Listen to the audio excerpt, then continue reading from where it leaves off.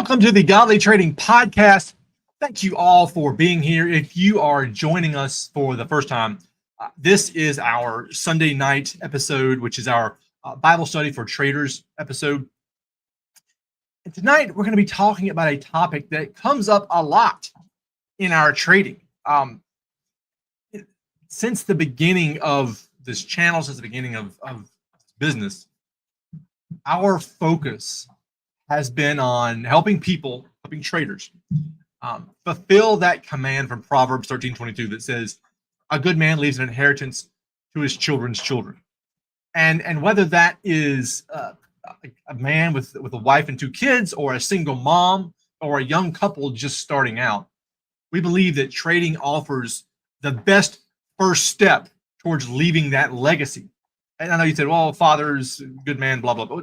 We'll get into that a little bit later, but spoiler alert, it doesn't leave the women out. It just, we'll get into the Hebrew in just a minute. But anyway, we talk a lot about who we are trading for, because having that purpose is what keeps us going. The people, the who we trade for, they are the reason why we are doing this in the first place.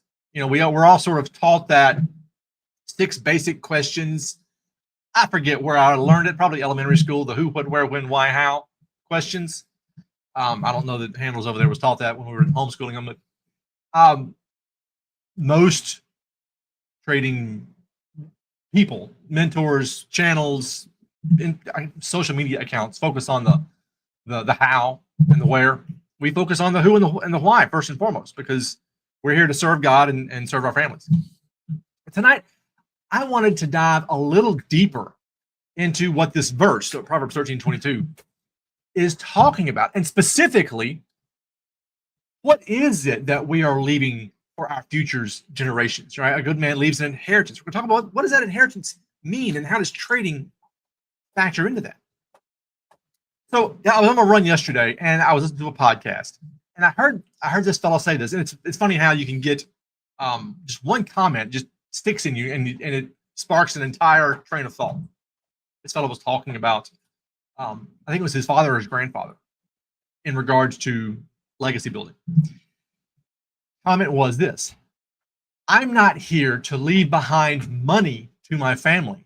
I'm here to create experiences while they're alive. And that really struck me. It's like, yes, that is the ultimate goal that we are all after. I mean, we don't just want to build up stuff and then die and hand it down. Matter of fact, I came across this either really interesting or really sad bit of research. There's a phrase that I had never heard of until yesterday: shirt sleeves to shirt sleeves in 3 generations. And I had to go and look it up. And sure enough, there's actual data to back up. Most times cliches don't have any of that. By the way, today is the first day of the NFL season, so we all need to be in prayer for.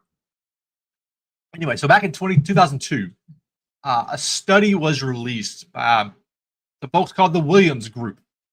Who they are, other than the fact that they tracked 3,200 families for over 20 years, and wealthy families, and they found that 70% of those wealthy families lost their fortune by the second generation. In other words, so the multimillionaire patriarch dies and leaves it to his family, to his kids, and the kids, that kind of thing, right? By the second generation, so first generation would be kids, the second generation, so the grandkids. By the second generation, 70% of them had lost the fortune. And by the third generation, 90% of them had lost the money. So again, shirt sleeves to shirt sleeves in 3 generations. And so it got me to thinking about that verse, the verse that I quote so often, Proverbs 13:22. Let me tell you the whole thing, by the way. I do truncate it. Let me read the whole verse to you. So it's, a good man leaves an inheritance to his, or woman, all right? It's just an adjective. It's not a noun here. It just says tov, good. Now, tov can be masculine or feminine. It's masculine in this case, but it's because of the way inheritance works. I'm getting sidetracked. A good man leaves an inheritance to his children's children, but the wealth of the sinner is stored up for the righteous. Now, I usually leave that bit off so as not to go down some sort of theological rabbit hole. And again, just to assuage the female viewers to say, oh, hang on, is he leaving me out? So a good man leaves an inheritance to it. Tov, good man, leaves an inheritance to his children's children.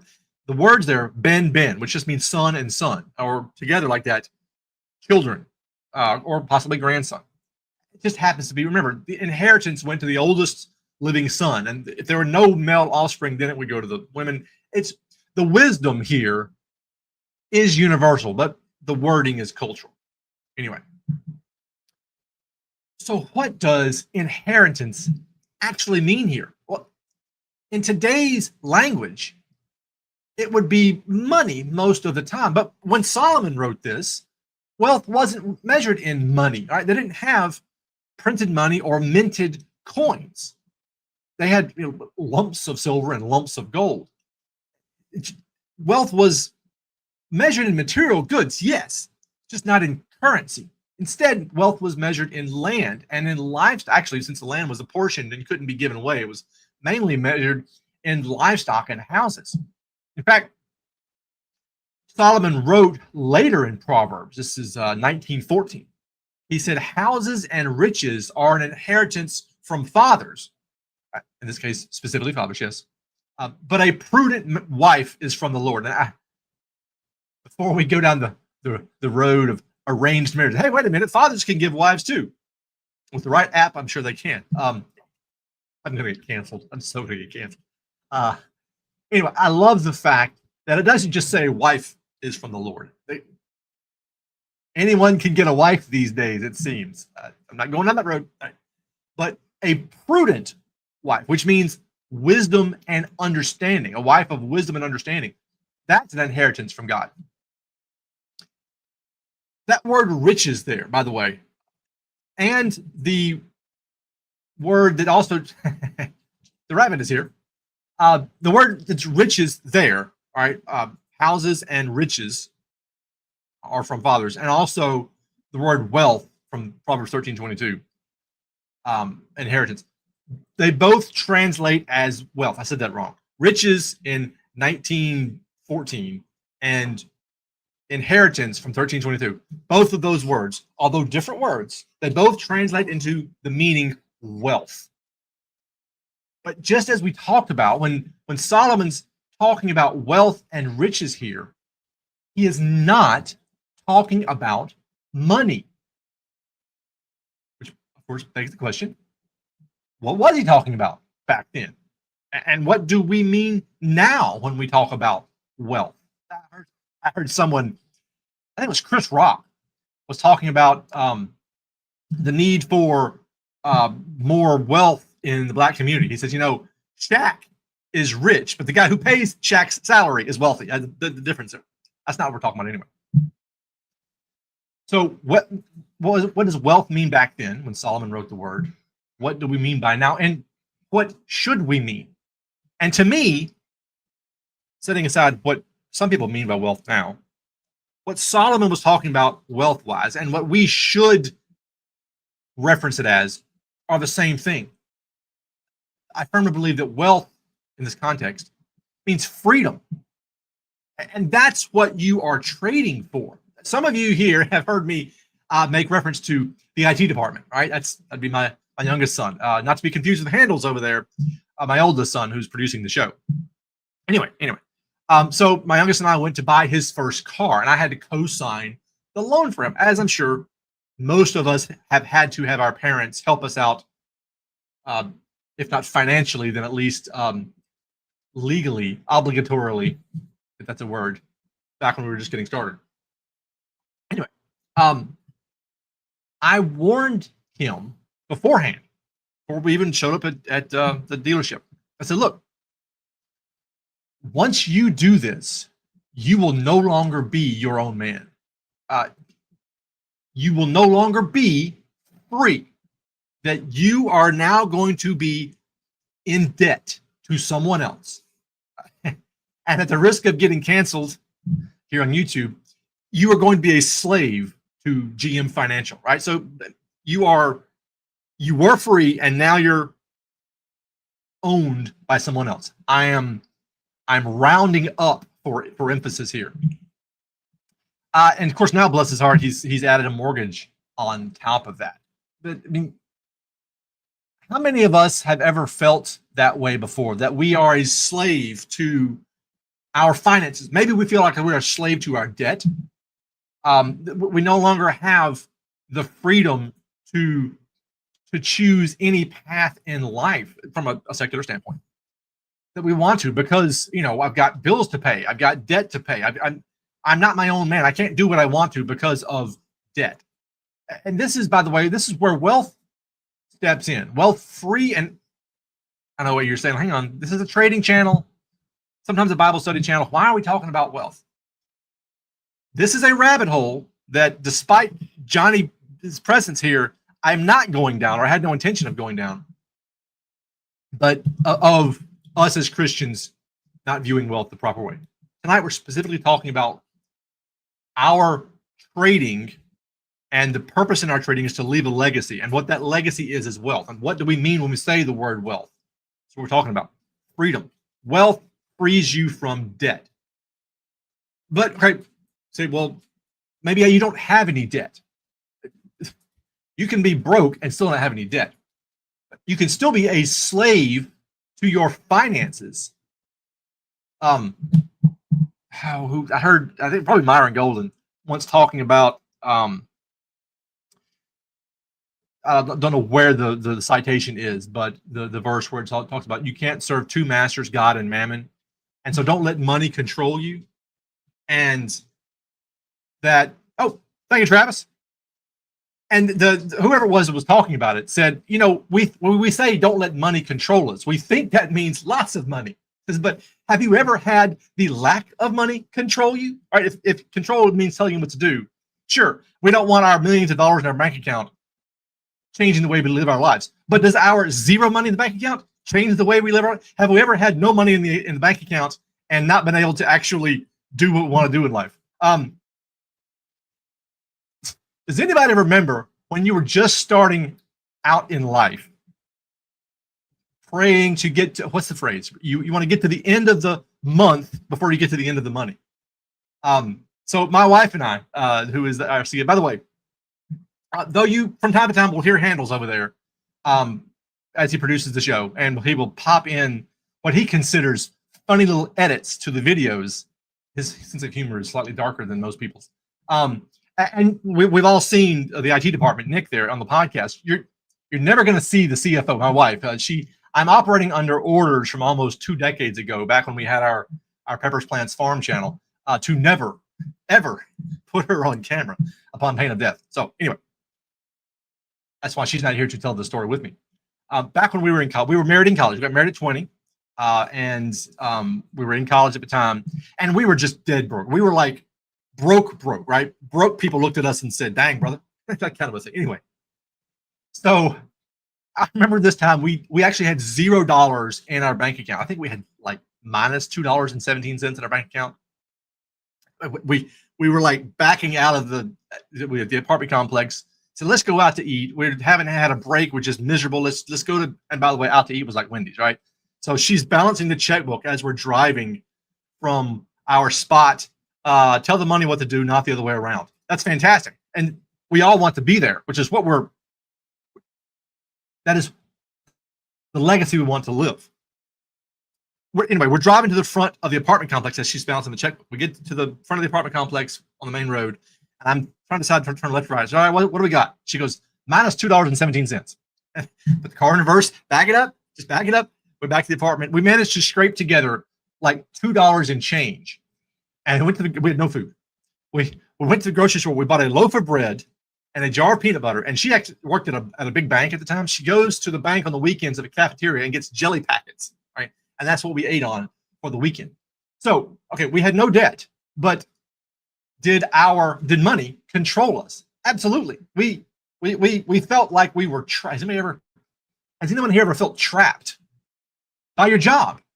Have you ever felt trapped by your finances? Have you ever felt trapped by the economic realities of your own life? Maybe you don't have crushing debt. Maybe you just have, a job and you walk to work and you eat and there's no outside debt, but you just feel trapped and you don't feel free. And that's, I don't want my kids to be in that situation where they've got to go find jelly packets from the bank to make it through the weekend. All right.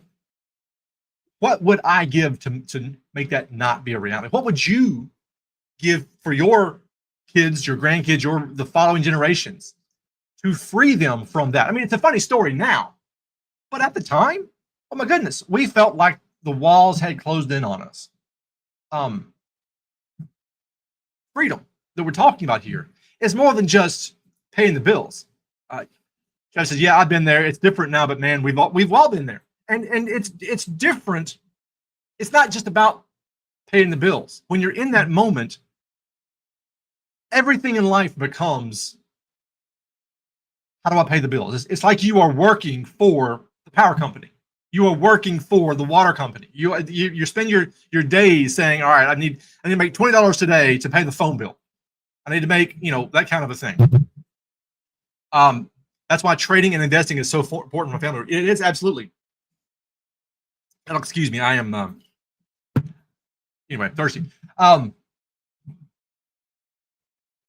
It's for freedom that Christ has set us free. Yes, and that is what. When you are in it, you do not feel free. You don't even feel the freedom to. I'm going to say this, and I'm not entirely sure how much I even believe the words I'm saying right now, but it's almost as if having this crushing financial reality quenches your desire to go and spread the Holy Spirit in the world, right? You say, well, I don't feel like being joyful and letting the world see the joy of the Lord in me because of all of this that's happening around me. It is slavery. I'm going to get canceled, Travis. Stop it. Anyway, it's more than just money. It drives. It's like you wake up in the morning and everything is driven by that. I'm going down a dark place I didn't intend to. What would you give to free your family from that? And we have this, I think, twisted, possibly male American rugged individualist mentality that, oh, my kids need toughening up. Everyone needs to go through that. Well, why would we want them to go through that? They can learn from our mistakes and not that they're mistakes, but just situations. So what would we give to free them from that? So Proverbs says, this is in Proverbs 19. We mentioned a minute ago, riches and houses are from a father or mother or anybody that's, when I say father, just know that I am taking everyone who's responsible for a family, anyone on whose shoulders that responsibility rests, and I'm rounding and calling it father, right?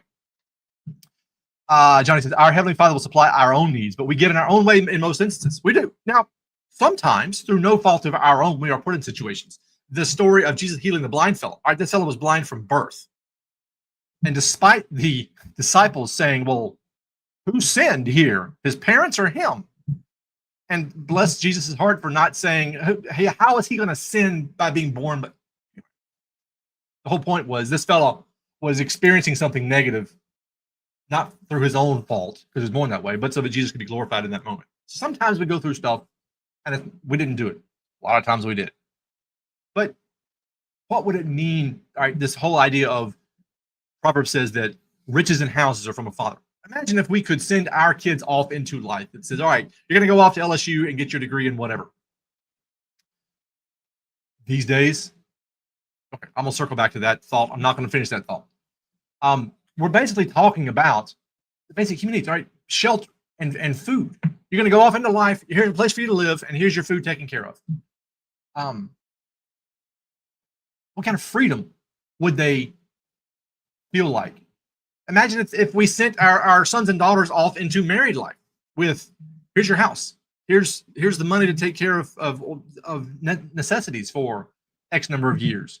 Or you don't even have to worry about it because we have built within them the knowledge and wisdom and ability to take care of things for themselves. They don't see what we see. This is a generational thing. I don't know how old the people in our group are. I know John is roughly my age. Travis, I don't know how old you are, but I do see in this generation, right? The IT department that handles this generation over here. The freedom from the mentality that I was raised with, that came from my parents, which was just go out and get a good job and get a good house and let that take care of your family. Well, a good job is only a good job as long as you have it. Right? When I lost my job back in 2018, 17, somewhere in that neighborhood, I realized, hey, on that. Turns out I wasn't. Travis is 36. Turns out I was not the one providing for my family. My employer was providing for my family. I was just the pass through. This next generation, and Travis, you're at the top end of this. I didn't know birthday. I wouldn't know. It's funny, Johnny. People ask me, well, how long have you been married? And I come up, I say the same thing every time. Oh, we got married in 1995. You do the math. I remember when I got married. I don't have to know how many years it's been since then. I got married in 95. Right. Thank you. The handles over there is sarcastic. I don't know where he gets that from. But this generation does seem to have freed themselves from this, I need a good job. They would rather find other ways of creating, and that's freedom, finding a way to create wealth for yourself apart from having a job. We used to say, all right, I'm going to get this job and I'll be there for the next 50 years and retire and go, I don't know, play golf until I die. This next generation seems to want to enjoy life now, which is fantastic. Now, everything is in degrees, but the line from that podcast guest that started all of this was he didn't want to leave money to his kid. He wanted to leave experiences now. So let's take this one step further and bring this back to trading. This is supposed to be a trading channel. I know trading does get lost from time to time. Sometimes the part of wealth that you leave, part of it is the freedom, right? Is the knowledge and the wisdom on how to build and manage wealth. Imagine handing that down. Probably Proverbs. I don't remember where it is, but somewhere in the Old Testament it says, the Lord gives us the ability to get wealth. Paraphrasing, because I don't remember exactly where it was, and I didn't write it down. Imagine that being the legacy that we leave through trading. Not that I've got this account with money in it, and every month this account spits out 1%, 2%, 10%, whatever it is. And here's how you make it spit out that amount of money by following this moving average. But here's how you manage assets. Here's how you apply risk management. Here's how you create a strategy for your life, for yourself. And above all, here's how you approach every single financial decision with discipline. Oh my goodness. If I had the discipline, even some of the discipline that I have now, back when I was 20, chances are we would have had more than minus $2.17 that weekend. But we don't have that when we're kids. Though we were homeschoolers, and I still did a poor job, I think we still did a better job at teaching financial realities to our kids than our American education system, I think, does an incredibly poor job of preparing the young people for the realities of finances. Not economics, but I'm not talking about budgeting, just what does money mean and what is the use of money. But imagine if we could give them this freedom, right? Trading, leaving a legacy. The title of this thing is Trading with Purpose, Leaving a Godly Legacy. And I do believe that wealth and freedom are the end result of this. One last bit here on wealth and the almost instinctual gut level reaction some of us have, Christians, some of us have against the word wealth. I hear Matthew 6:19 used all the time to condemn Christians for trying to build wealth. All right, so Matthew 6:19, by the way, it says, "Do not lay up for yourselves treasure on earth where moth and rust destroy and where thieves break in and steal." Comment, I'm not going to read it because I have punishments for when I do. The American dream isn't the same as the promise of our heavenly home. That's absolutely true. We're all promised a mansion well, okay, there's a mansion with many rooms. Not entirely sure that I want to be Johnny's roommate for all of eternity, but I'll let you, brother.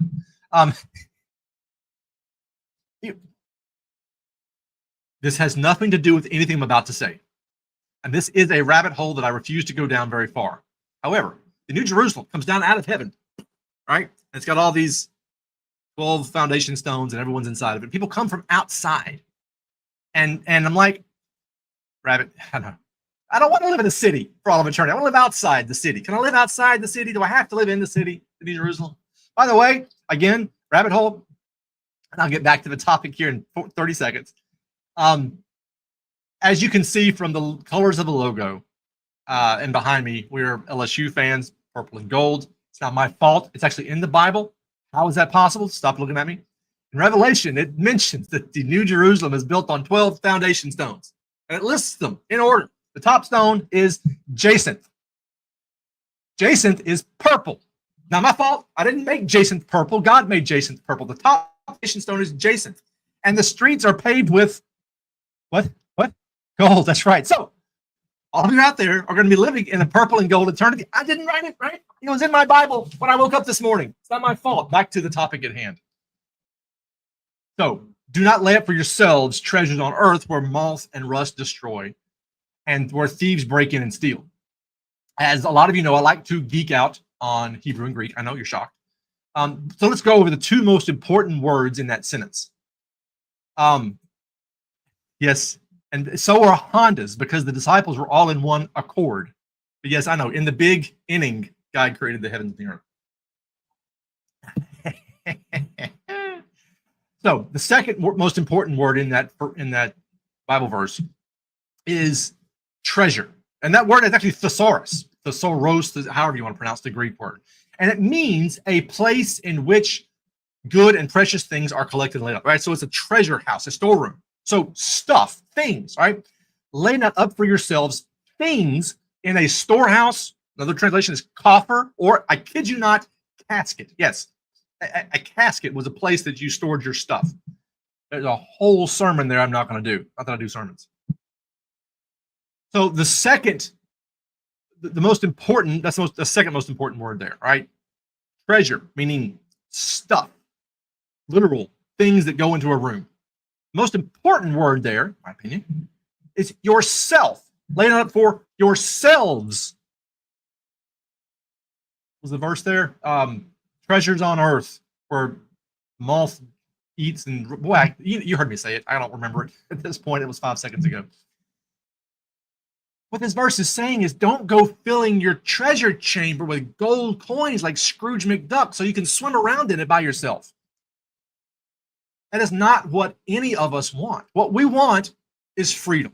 I don't think any of us, whether Christian or non-Christian alike, I don't think any of us actually want Scrooge McDuck's giant chamber full of gold coins. We don't necessarily want a big pile of money for the sake of having a big pile of money. What we want is the freedom that comes with it, the freedom to say, I don't have to work this job that I hate. My kids were, I don't know, 5, 6, 7. They're like, I think Daddy's depressed. I'm like, how do you even know that word? I blame it on Disney Channel.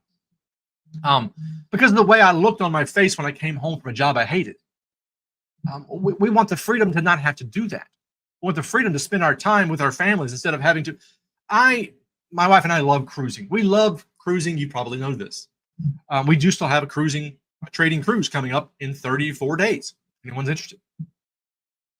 You go on these cruises and you see these people there, and they're there for their families. And they're there for 8 months, right? They're from primarily, for whatever reason, the Philippines and Thailand and Indonesia. Don't know why. But they leave their families and they come and get on the cruise ship and they love their jobs, but they're doing it for their families. But to provide for their families, they have to leave their families. None of us want that. We want to be able to provide, give freedom to our family, and still enjoy time with our families.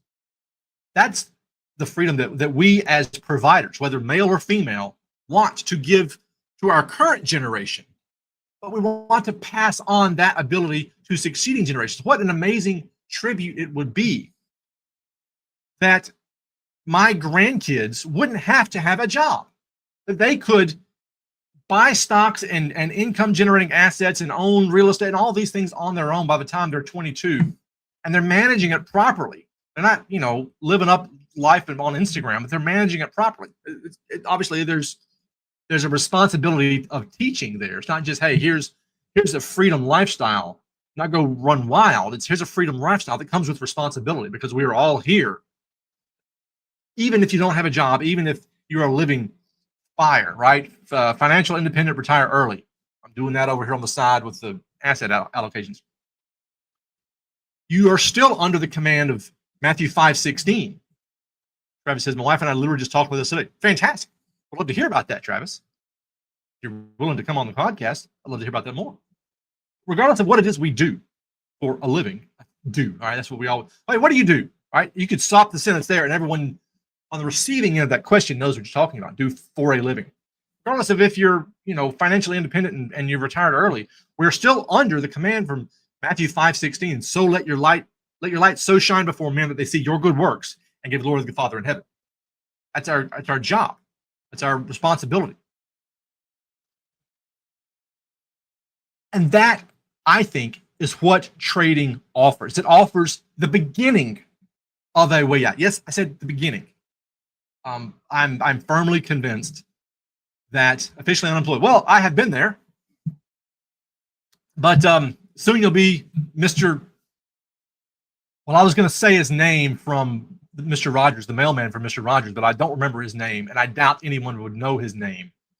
I can't mention Mr. Rogers, by the way, because Handle's over here, my oldest son. His two favorite shows back when he was 4 were Mr. Rogers and Clifford the Big Red Dog, and both Mr. Rogers and John Ritter died on the same day. John Ritter was the voice of Clifford the Big Red Dog. I know, don't bring it up. It's traumatic. I'm sorry. I'm moving on. Anyway, trading, like any other endeavor, is a long road. But it is the beginning of the journey to financial independence. What was the mailman's name on Mr. Rogers? It better not have been Clifford. That would be one of those horrific coincidences. Anyway. Mr. McSpeedy. Anyway, trading, it's a long road, and it can be a difficult road. You're not going to quit your job tomorrow, most likely, mainly because, let's just be honest here, mainly because at the end of the day, trading is about making a profit percentage off of some account balance. And the amount you have in that account balance determines how much money you bring home. That's a whole other live stream. So, to bring this in for a landing, why are we talking about this? Because though trading is simple, it's not always easy. We go through bad days or bad months. I kid you not. In the time between clicking the go live button and actually starting the stream, I got a notification on my phone that my Swiss yen trade hit take profit number 1, and 30 seconds later, my Aussie Swiss trade hit full stop loss. Talk about ups and downs. In the span of 30 seconds, I went up probably 250 and down 1,000. Just like that. Trading has ups and we have bad days, we have bad months. We talked last week on, if you haven't seen Wednesday night's video, it's really one of my more technical and one of my more favorite. We talk about looking at your return chart and being aware of those ups and downs. But it's this command to free ourselves and our families and all of our future generations from the shackles of this modern world's version of slavery that keeps us pressing on towards the high calling, as Paul put it. Everything you do, and most importantly, how you do it, leaves that legacy. So this week, trade with that in mind. Whether you have experienced a profit and a stop loss span of 2 minutes and you're frustrated, or whether you're sitting there waiting for a setup to happen and it feels like it's never going to happen, or you're kind of stuck, not knowing where to turn, whatever you do, trade this week with this idea of leaving a legacy in mind, that you are doing this to set your current family free and your entire lineage free, so that they don't have to go through this themselves. Thank you, brother. You're welcome. Love this encouragement. Thank you for being here. I'll just leave it at that. Thank y'all for being here. Go out this week and trade like you are leaving a legacy. And I will see y'all next time.